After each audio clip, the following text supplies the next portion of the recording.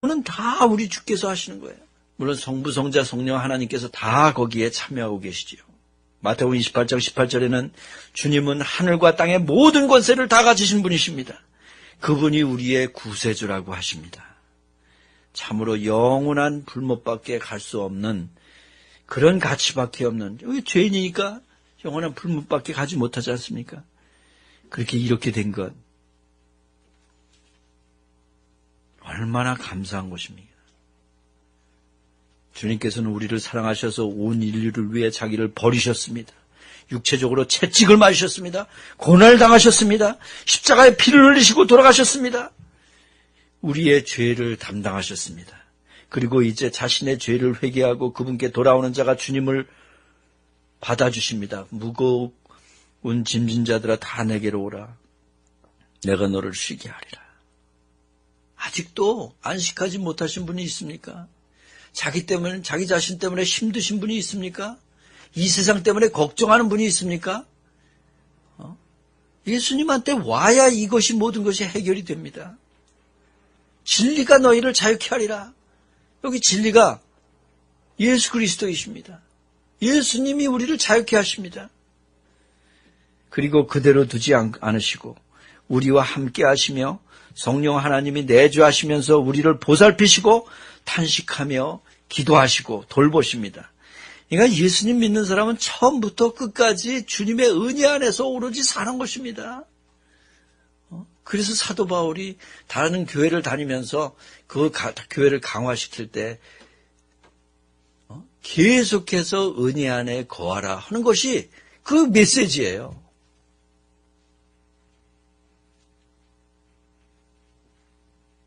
우리를 그대로 두지 아니하시고 항상 돌보셨습니다. 우리는 그분의 능력으로 날마다 죽으며 주님을 바라보며 주님을 닮아가고 하나님께 영광을 돌려야 합니다. 그리고 마지막 날에 그분이 오실 때 우리는 영광의 몸으로 변하고 그분과 영원히 함께 살게 될 것입니다. 이것이 바로 죄로 인해 에덴 동산에서 쫓겨난 우리들을 향해 세우신 하나님의 구원 계획인 것입니다. 참으로 감사하지요. 우리 같은 죄인을 구원하여 주신 것을 감사합니다. 그런데 우리의 구원자께서는 우리를 끝까지 돌보시고 구원하실 것이고 우리의 몸까지 변형시키시면서 우리를 구원하신다고 하는 이런 말씀이십니다. 이 땅에 살면서는 내 자신을 부인하고 내게 능력 주시는 자 안에서 내게 능력 주시는 자 안에서 주님을 닮는 푯대를 바라보며 가야 됩니다. 한 가지 말씀을 끝내기 전에 이 부활의 말씀을 보면서 드리고 싶은 말씀이 있습니다. 사실 부활에 대한 그 순서라든가 이러한 것을 얘기를 하려면 또 한 시간이 더 필요하겠지만 꼭 드리고 싶은 말씀이 있습니다. 넷째로 여기서 부활은 몸의 부활이다. 제가 이 라디오 방송에 나오는 설교나 어떤 분이 얘기하는 것을 이렇게 들어보면 부활 그러면 항상 영적인 부활을 얘기하시는 분이 있습니다. 언젠가 한번 제가 누가 편찮으셔서 병문안을 간 적이 있습니다. 거기 병문안 갔다가 얼마 안 있다 돌아가시긴 했는데 그분에 대해서 참 우리의 소망을 말씀드리기 위해서 이 고린도전서 15장에 대해서 말씀을 드렸습니다. 우리는 주님을 믿으면 나중에 정말 영광의 형체로 변형이 돼서 거기서 영원히 주님과 함께 살 것입니다. 근데 그분이 하시는 말씀이 그분은 어렸을 때부터 교회를 다니신 분입니다. 그 힘이 드신데도 아니야. 그거는 영의 부활이지 육체의 부활이 아니야. 이분은 아주 교회에서 사신 분인데 그렇게 말씀하신 것입니다. 그래서 이제 뭐 더 말씀을 드리기도 그래서 이거는 육체의 부활이죠. 그냥 간단히 말씀하고 그분이 편찮으시니까 더 얘기 안 하고 이제 나오면서 어떻게 교회를 오래 다니면서 성경을 읽으신 분이 이런 사고를 갖고 있나 그렇게 생각하게 됐습니다. 왜냐하면 고린도전서 15장은 또 여기에 있는 이런 말씀은 사람의 육체의 부활에 관한 말씀한 것이지 영에 관한 말씀은 아닙니다. 사실 우리가 죽은 것은 에베소서 얘기하죠.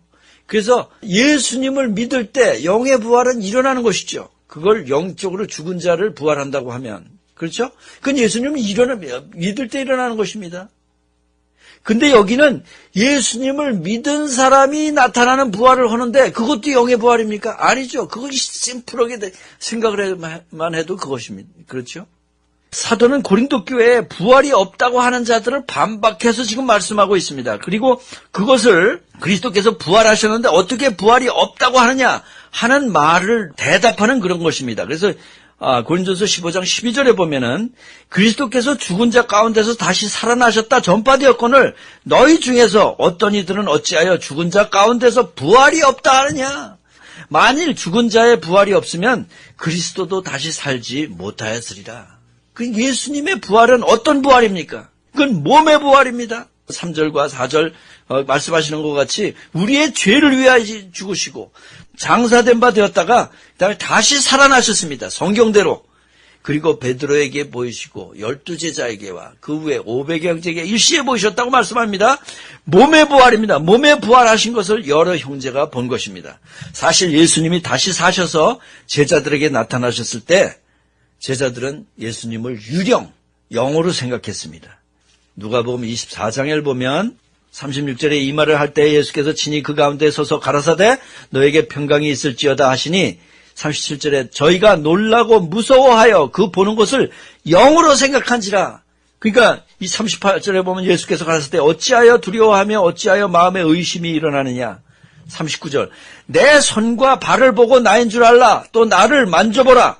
영은 살과 뼈가 없을 때 너희 보는 바와 같이 나는 있느니라. 나는 유령이 아니다.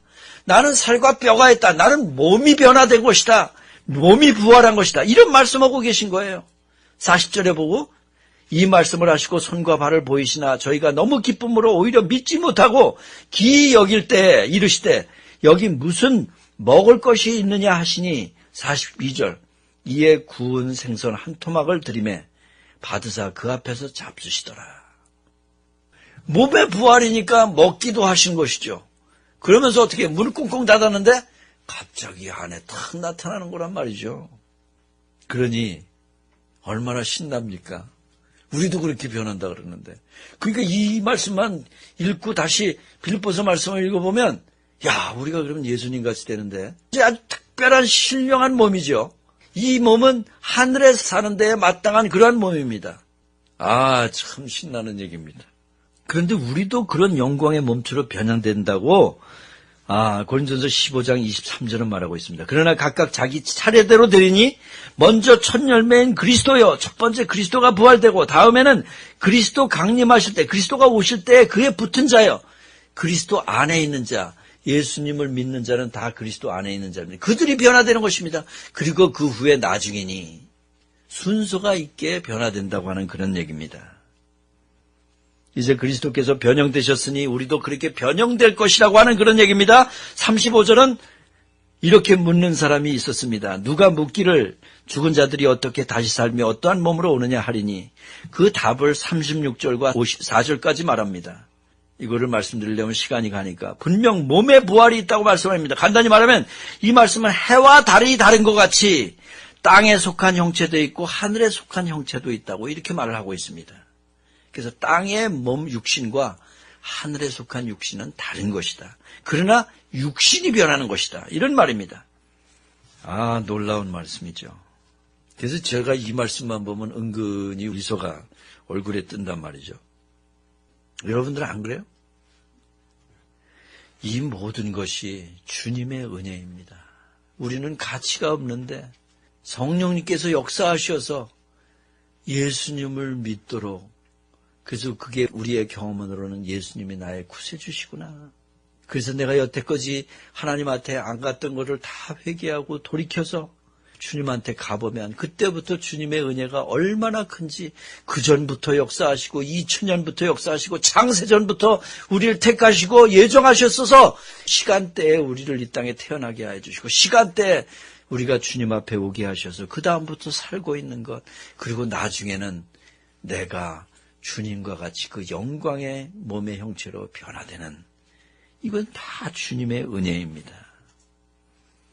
구원 전체 계획에 대해서 이해하게 됩니다. 주님의 능력의 크심을 다시 한번 이해하게 됩니다. 이제 사는 것이기 때문에 지금 주님께서 역사하시기 때문에 내가의 능력 주시는 자 그 안에서 역사하면서 주님께 영광 돌리는 그러한 삶을 사는 것입니다. 한 가지 말씀을 드리고 끝납니다. 올림픽의 금메달리스트가 한 명 있었는데 그분이 수행 선수로 알고 있었는데 제가 이름을 잊어버렸어요.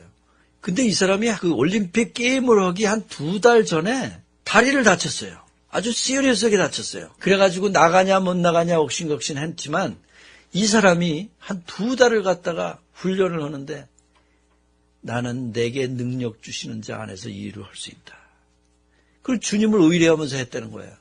계속해서 훈련할 때 나는 내게 능력 주시는 자 안에서 이 일을 할 수 있다. 그 나중에 올림픽 금메달 땄어요.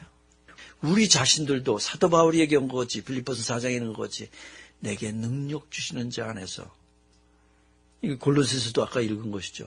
그 능력으로 주님 섬기는데 열심을 내고 주님께 영광 돌리고 그러한 삶이 돼야 되지 않겠습니까? 왜? 우리는 분명히 예수님과 같이 변할 것입니다. 이 말씀을 보면서 이 몸의 부활 감사하면서 주님께 영광을 돌리십시다. 아버지 하나님, 우리가 이렇게 하나님의 말씀을 볼 때 정말 힘이 솟고 소망을 갖는 이런 것을 알고 있습니다. 아무리 어렵고 힘들다 할지라도 이 땅에서 사는 것은 잠깐이요. 그렇지만 앞으로는 우리가 변화되어서 주님의 형체로 변화되어서 영원히 사는 것을 다시 한번 보았습니다. 주님 감사합니다. 우리 같은 죄인들을 구원하여 주시어서 하나님의 자녀 삼은 것을 감사합니다. 먹든지 마시든지 주님께 영광 돌리는 그런 우리가 되기를 원합니다. 내게 능력 주시는 자 안에서 우리가 무슨 일이든지 다 순종하며 주님께 영광 돌리는 삶을 살기를 원합니다. 우리에게 힘을 더욱 주시옵소서. 예수님의 이름으로 기도합니다. 아멘.